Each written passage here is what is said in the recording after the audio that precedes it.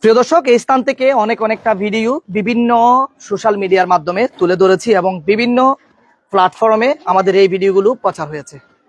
আজকে আবারও এই লাইভ ভিডিওতে আসার কারণ হচ্ছে দেশের বিভিন্ন প্রান্ত থেকে এবং যে শিক্ষা প্রতিষ্ঠানগুলোতে সে পড়াশোনা করেছে আর তার যে শিক্ষা প্রতিষ্ঠানগুলোতে সময় দিয়েছে, প্রতিটি শিক্ষা প্রতিষ্ঠান থেকে আমাদেরকে যে তার জানাজা কখন হবে, তাকে কাফন দাফন কখন হবে, সেই বিষয়ে আমাদের কাছে জানার জন্য চেষ্টা করেছে। আমরা ট্রিটমেন্ট হাসপাতালে যারা তাদের স্বজন রয়েছে তাদের সাথে কথা বলে জানার চেষ্টা করেছি।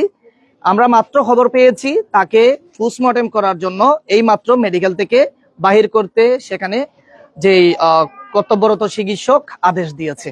এমনকি সেখানে আরো অনেকটা সেই বিষয়ে অনেকটা ডকুমেন্টসের প্রয়োজন হয়। সেখানে বিভিন্ন, যেহেতু এটি অস্বাভাবিক একটি মৃত্যু, ভাইয়ের হাতে ভাই খুন এবং মাও আশঙ্কাজনক অবস্থায় রয়েছে, সেখানে বিভিন্ন ক্ষেত্রে দেখা যায় প্রশাসনিক অনেকটা কাজ থেকে যায়।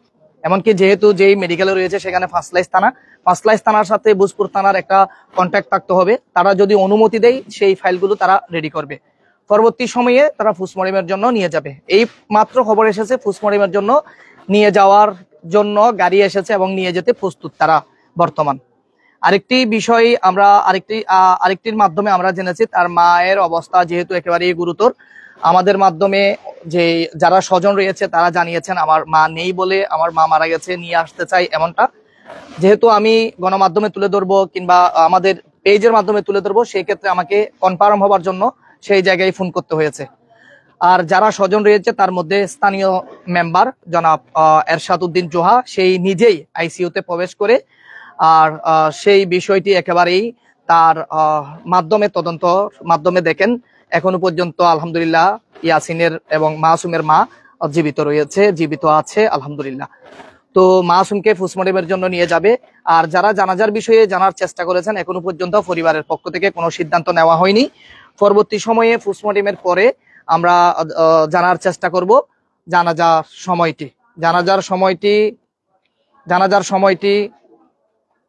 সময়টি আমরা জানার চেষ্টা করব। যদি সেই সময় নির্ধারণ হয় আমরা আপনাদের মাধ্যমে ভিডিও কিংবা পোস্টের মাধ্যমে তুলে ধরার চেষ্টা করব। ইতিমধ্যে বৌদ্ধপাড়া থেকে অনেকেই ফোন করেছেন, কাজিরকিল থেকে, ফুকুরিয়া থেকে, নাজিরহাট থেকে, এমনকি আমাদের ভোজপুর কাজিরহাট বাজার থেকে অনেক টেলিফোন আমার কাছে এসেছে, যা আমার কাছে আসলে রিসিভ করে কথা বলার সময় পর্যন্ত আমি পাচ্ছি না, এমনটা অবস্থা। যারা ফোন করে খবর নিচ্ছেন, যারা এসেছেন, আমরা আসলে পরিবারের প্রতি সমবেদনা জানাবার সেই ভাষা আমাদের নেই।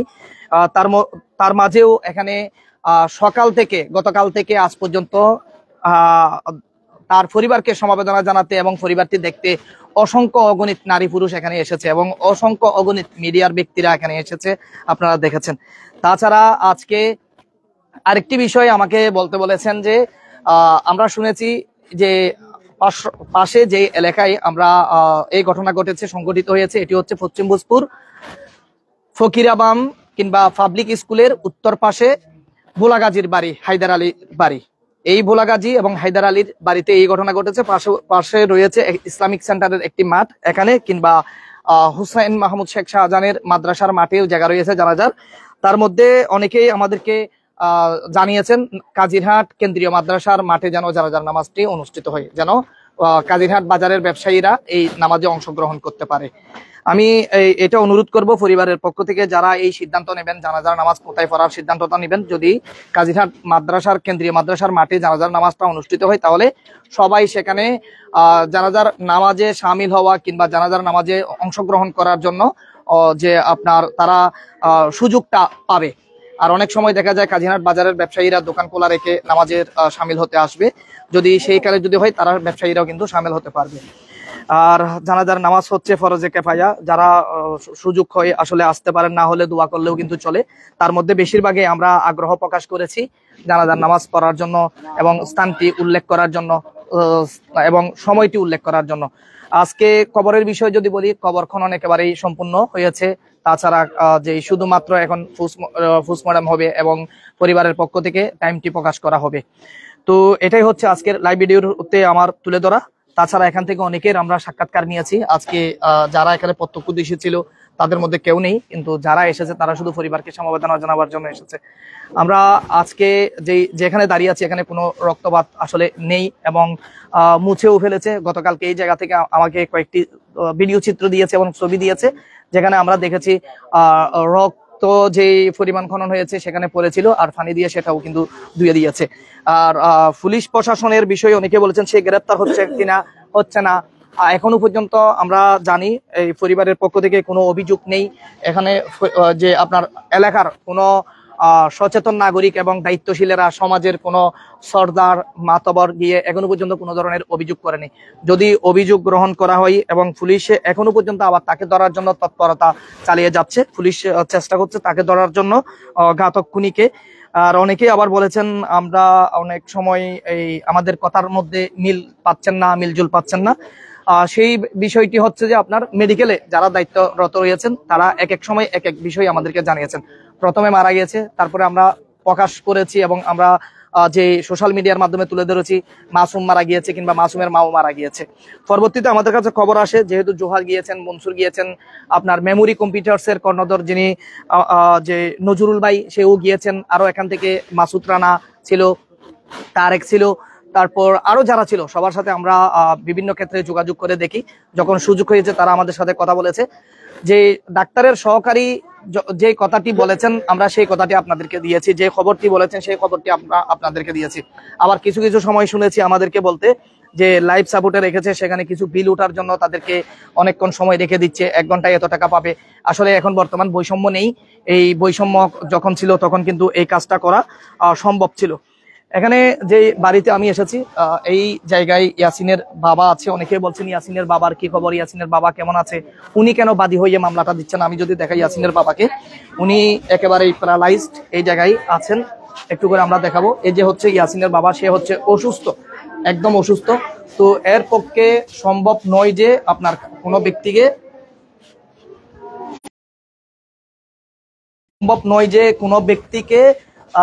গিয়ে যে আমার আবেদন করা, কোনো ব্যক্তিকে গিয়ে অভিযোগ করা, এর পক্ষে কিন্তু সম্ভব নয়।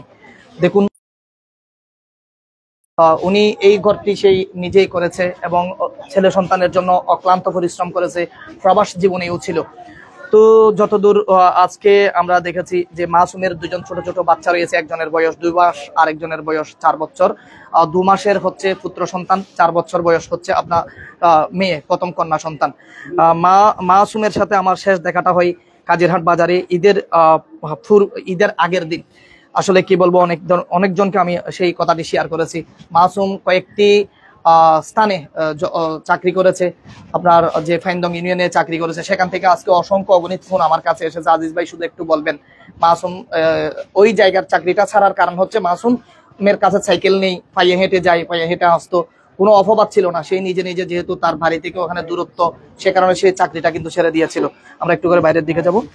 তো এই মাসুম চাকরিটা ছেড়ে দিয়েছে ওখান থেকে, এই জন্য পরবর্তীতে মাসুম এলাকার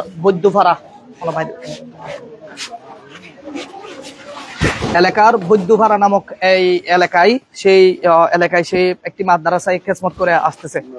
আর সেখান থেকে আজকে একজন আলেমের সাক্ষাৎকার নিয়েছি, তার সহকর্মী যিনি ছিল তার সাক্ষাৎকার নিয়েছে। এই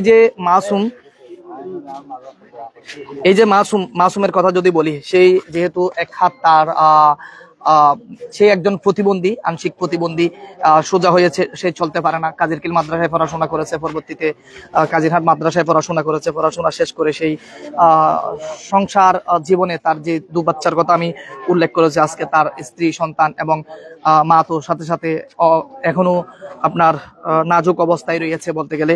বাবার অবস্থাও আপনারা জানেন। এই পরিবারের পক্ষ থেকে কোনো ব্যক্তি নেই যে তাদের পক্ষে অভিযোগ করবে এবং যে একটি মামলা করবে। তাছাড়া আমরা প্রশাসনের সাথে যে পরিমাণ কথা বলেছি, যোগাযোগ করেছি, প্রশাসন এখনো তাদের তৎপরতা জারি রেখেছে। তাছাড়া দেশের স্থানীয় ব্যক্তিদের কাছে তারা অনুরোধ করেছে আপনারা ইয়াসিনকে যেখানে পাবেন, মাসুমের হত্যাকারী, তার মায়ের জখমকারী, যেহেতু মা এখনো বেঁচে আছেন আলহামদুলিল্লাহ, মায়ের উপর আক্রমণকারী, মাসুমের হত্যাকারী, একটু সাইলেন্ট করুন ওনারা, মাসুমের হত্যাকারী মোহাম্মদ ইয়াসিন, বড় ভাই মোহাম্মদ ইয়াসিনকে যেখানে পাবেন আপনারা ধরে আইনের হাতে তুলে দিবেন, আইনকে সহযোগিতা করবেন, এটাই কিন্তু এসআই মাহবুবুল আলম আমাকে জানিয়েছেন এবং থানা থেকে ওসি মহোদয় আমাকে জানিয়েছেন আপনাদের মাঝে এই বিষয়টি যেন তুলে ধরি। যেখানে ঘাতক ইয়াসিনকে পাবেন ধরে সাথে সাথে আইনের হাতে তুলে দেওয়ার জন্য এবং আইনকে সহযোগিতা করার জন্য। আত্মীয় স্বজনের মধ্যে আসলে তার বাড়ির মধ্যে আজ থেকে গতকাল থেকে আসে নাই এমন মানুষ কমই খুঁজে পাবেন। আমরা যখনই এসেছি বরফুর বাড়িতে চারদিকে তার এই যে সমাজের 10 গ্রামের মানুষ এখানে রয়েছে। আপনি খবরটা কবে শুনছেন একটু যদি বলতেন? এই যে এই এত বড় একটি ঘটনা ঘটেছে, নির্মম ভাবে মাকে আক্রমণ করেছে, ভাইয়া তার ছোট ভাই নিহত হয়েছে, বিষয় সবাই জানে, আপনি কবে শুনেছেন? আমি শুনছি যে ভাই কালকে, গতকালকে তুমি এইদিকে আসতেছো, তো আমি মনে মনে বলছি যে আজিজ ভাই এইদিকে কিসের জন্য যাইতেছে। লাস্টে শুনছি যে আমি বাজারে ছিলাম, লাস্টে শুনছি যে এখানে এই ঘটনাগুলো ঘটছে। আসলে ভাই আমরা তো সবাই মর্মাহত, এই বুসপুরের মানুষ সবাই মর্মাহত। আপনি মাসুমকে দেখতেন চলাফেরার সময়? খুব ভালো ছেলে ছিল, খুব ভালো ছেলে ছিল, তার মাও ছিল ভালো। আমার স্বাস্থ্য বোন তো ইয়াসিনের মা আমার স্বাস্থ্য বোন, আমরা আগে থেকে শুনেছি ইয়াসিন আরো বেশ কয়েকবার তার মাকে এবং তার বাবাকে বিভিন্ন ভাবে হেনস্থ করতো, বিভিন্ন ভাবে গায়ের দিকে আসতো। এই এলাকার মানুষ এটা সামাদা করেছে বা বসে একটা মীমাংসা করতো, এটা কি সঠিক? এইটা কিন্তু আমি জানি না, কিন্তু এখন শুনতেছি যে আগে কিছু কিছু ঘটনা ছিল। আমাদের বাড়ি তো শুনছি এগুলো, কিন্তু আমি শুনি নাই। আমরা যদি শুনতাম এটা যে এখনো একটা মীমাংসার মধ্যে আসতাম, তারা সাংসারিক ব্যাপারে নিয়ে গন্ডগোল হয়েছিল।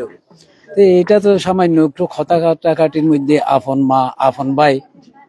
কি বিচার চান এই ইয়াসিনের বর্তমান কি বিচার? এইটার তো বাংলাদেশের আইন অনুযায়ী যে রকম বিচার হয় সুষ্ঠু বিচার চাই সবাই তো মর্মাহত। আমরা বুসপুরের সবাই মর্মাহত যে আপন মা গর্ভধারিণী মা অনেক কষ্ট করে আলম বানাইছিল, ওনাকে অনেক দুঃখ কষ্ট করে মারেছে। আজকে সেই গর্ভধারিণী মা নিজের সন্তানের হাতে আজকে মার্ডার হইতেছে, নিজের ভাইকে মার্ডার করতেছে। এটা তো একটা মর্মাহত।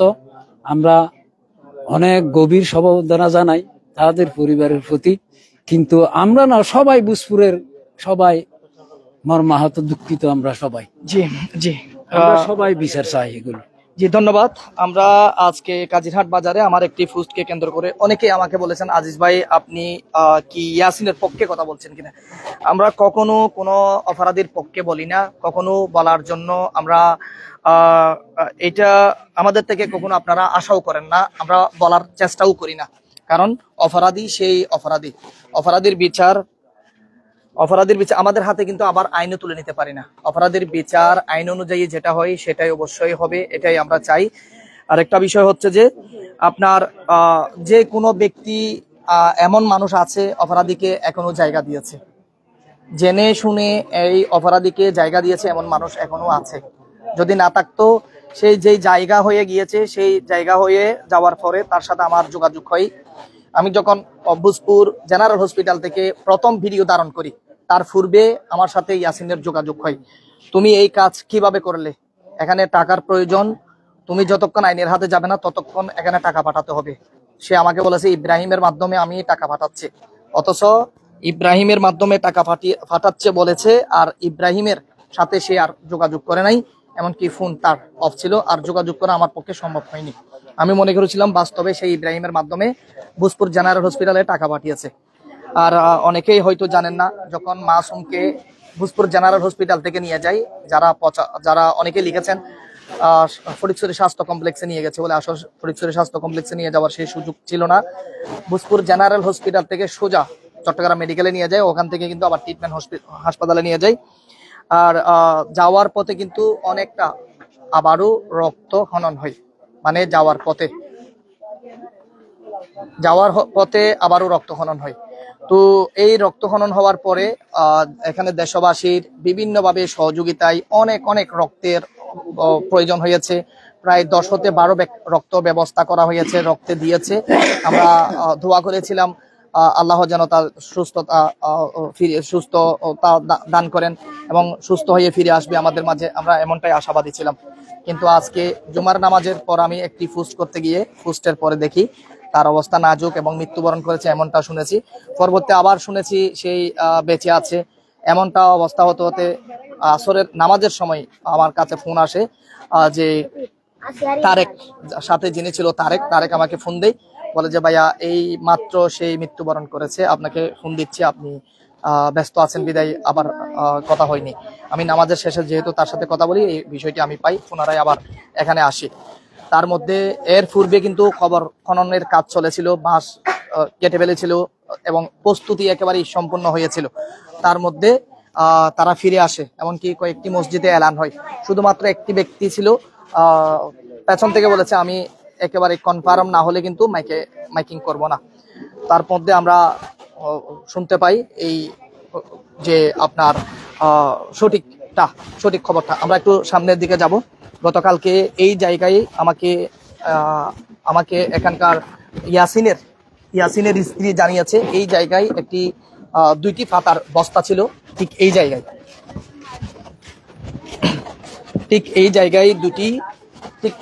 2টি পাতার বস্তা ছিল। এই জায়গায় এখনো আছে পাতার বস্তা, এই যে পাতার বস্তা, এখানে 2টি পাতার বস্তার জন্য 2টি পাতার বস্তা এদিক থেকে এদিকে সরিয়ে রাখার সেই বিষয় নিয়ে এখানে কথা কাটাকাটি হয়। এই যে দেখুন, এখনো কিন্তু এখানে পাতার বস্তা পড়ে আছে। আজ মাসুম নেই, মাসুমের মাও এই করে নেই। সামান্য একটি তুচ্ছ ঘটনা বলতে গেলে পাতার বস্তা পড়ে আছে, বাড়ি পড়ে আছে। এখানে অসংখ্য অগণিত মানুষ এখানে এসেছেন, নারী পুরুষের কোনো সীমা নেই, কি পরিমাণ আসা যাওয়ার মধ্যে রয়েছে। এই পাতার বস্তাকে কেন্দ্র করে আজকে এই বাড়ি থেকে একজন পরপারে চলে গেছে, আরেকজন চলে যাওয়ার পথে। আমরা এই ধরনের ঘটনা থেকে শিক্ষা নেওয়ার প্রয়োজন। শুধু ভূজপুর বলতে নয়, আজকে আমাদের একজন সহকর্মী যিনি ভূজপুর ফটিকছড়ির কয়েকটি ঘটনা এই ভিডিওর মধ্যে তুলে ধরেছে, এবং কি বাগান বাজার থেকে শুরু করে আব্দুল্লাহপুরের মধ্যে, ফটিকছড়ির মধ্যে বেশ কয়েকটি ঘটনা ঘটেছে। প্রতিটি ঘটনা একদম তুচ্ছ ঘটনাকে কেন্দ্র করে। বিগত কিছুদিন পূর্বে আমরা দাঁতমারা ইউনিয়নের একজন মাসুম বাচ্চা মৃত্যুর 13 দিন পর, নিখোঁজের 13 দিন পর বাথরুম থেকে তার গলিত লাশ উদ্ধার করেছে, এমনটা ভিডিওতে দেখিয়েছি। তো ভূজপুরে এমনটা গত ঈদের পরের দিন আপনার গজারিয়া বাজারে একজন টেইলার সেই গলায় দড়ি দিয়ে, গলায় ফাঁস দিয়ে আত্মহত্যা করেছে। সামান্য একটি তুচ্ছ ঘটনা নিয়ে তার স্ত্রী তাকে বকাবকি করেছে, কিংবা শ্বশুর বাড়িতে বকাবকি করেছে, এতটুকু, সেই গলায় ফাঁস দিয়ে তার পরপারে চলে গেছে। তো এই ধরনের ঘটনা থেকে আমাদেরকে শিক্ষা নেওয়ার প্রয়োজন, শিক্ষা নেওয়া উচিত। আজকে অনেকটা লাইভ ভিডিও এখান থেকে আপনারা দেখেছেন বিভিন্ন গণমাধ্যমের মাধ্যমে, বিভিন্ন সোশ্যাল মিডিয়ার মাধ্যমে। তো আজকে আমাকে পুনরায় লাইভে আসার কারণ হচ্ছে যে এখনো পোস্টমর্টেম হয়নি, কোনো জানাজার নামাজের সঠিক সিদ্ধান্ত টাইমটা এখনো বলা হয়নি। তো যদি আমাদের কাছে এমন সঠিক সময় প্রকাশ করা হয়, তাহলে আমাদের এই পেজের মাধ্যমে, লিখিত কিংবা ভিডিওর মাধ্যমে আপনাদের জন্য তুলে ধরবো। প্রিয় দর্শক, অনেকক্ষণ হলো, তো বিদায় নিচ্ছি। যারা যে প্রান্ত থেকে আমাদের সাথে যুক্ত আছেন সবাইকে শিক্ষা নেওয়ার জন্য বলবো, আমরা এত দ্রুত যে সিদ্ধান্তগুলো নিই এগুলো থেকে বিরত থাকার প্রয়োজন। এই বড় ধরনের সিদ্ধান্ত না নিয়ে আমরা নিজে যদি হাঁটতে বসতে যদি ইস্তেগফার করি এবং আল্লাহর কাছে ক্ষমা চাই, মাপ চাই, হয়তো আমাদের মাঝে যারা যেই শয়তান চেপে বসে এসব আমাদের থেকে দূর হবে। এই ধরনের নেক্কারজনক ঘটানো থেকে আমরা আল্লাহ আমাদেরকে সরিয়ে রাখবে যদি আমরা ইস্তেগফার করি, এবং কি আপনার যেই আল্লাহকে ভয় করি বিভিন্নভাবে। এই যেই 2 দিন পূর্বে যেই ফাঁস দেওয়ার মানুষের কথা আমি বলেছিলাম, সেইও কিন্তু আসলে বলতে গেলে 5 ওয়াক্তের নামাজে কালামি ছিল। আজকে যে দুর্ঘটনা ঘটিয়েছে, নেক্কারজনক ঘটনা ঘটিয়েছে, অনাকাঙ্ক্ষিত ঘটনা ঘটিয়েছে, মৌলানা ইয়াসিন, সেও কিন্তু মুখে দাঁড়িয়ে 5 ওয়াক্তের নামাজ কালাম করতো। তো এই হচ্ছে দুঃখের বিষয়। অনেকে আমাদেরকে বলবেন ভাইয়া নামাজ কালাম যারা পড়ে তারা কেন এই ধরনের ঘটনা সংঘটিত করে। তো বিদায় নিচ্ছি। যারা যে প্রান্ত থেকে আমাদের সাথে যুক্ত আছেন, পরিবারকে সমবেদনা জানাবার সেই ভাষা আমাদের নেই, তার মধ্যে আপনাদেরকে জানাবার জন্য, আপনাদেরকে দেখাবার জন্য আবার পুনরায় এই জায়গায় এসেছি। জানি না কবে পোস্টমর্টেমের কাজ শেষ হয়, কবে সেই নির্দিষ্ট সময়ের কথা প্রকাশ করা হয়, জানাজার কথা, সেইটি যদি আমাদের কাছে খবর এসে থাকে আপনাদেরকে জানানো হবে। ধন্যবাদ। আজকের ভিডিওটি পর্যন্ত। আল্লাহ হাফেজ।